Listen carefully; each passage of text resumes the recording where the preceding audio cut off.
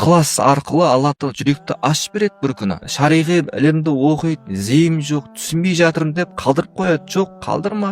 Қатты айтатын жерлерді бар. 10 жыл бойы әлі Құранға түспегендер бар. 10 Рамазан өтіп кетті бір ғой. Әлі Құранын оқи алмайды. Мен мынаны қалай білмегенмін деп өз кейде таңғалып қалады ше. Біреу мысалы ұмытып ішіп жеп қойды, бір леген палау жеді, одан кейін 1 литр қымыз ішті, тойып алды. Кейін ораза еске түсетін болса, оны айтқанда аузы ашылмайды, оразасы бұзылмайды. Сапар, жолға шығу, оразаны бастамауға рұқсат береді дейді. Бел ортасынан үзе салуға рұқсат бермейді дейді ше.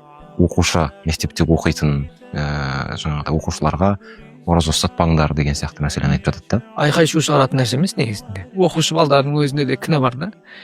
Мен ораза ұстадым деп апайымен ұрсып. Шайтанда кісендеуі мүмкін, бірақ адамның өзінің шайтаны бар, қасында жүретін.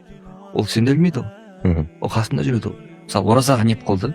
Алланың ризалығы үшін оразаға. Ойлаймын, диета болса, ешқандай зияны жоқ. Бір кісілер бар, алданбаған. Шайтан кейде нәпіл құлшылықпен асырады. Құран оқып сауап жинап жатырмын ғой дейді. Біреудің үстінен ғайбат айтады, біреудің үстінен өсек айтады. Бірақ та ол өкінішке орай тесік шелекке су жинап жатқандай.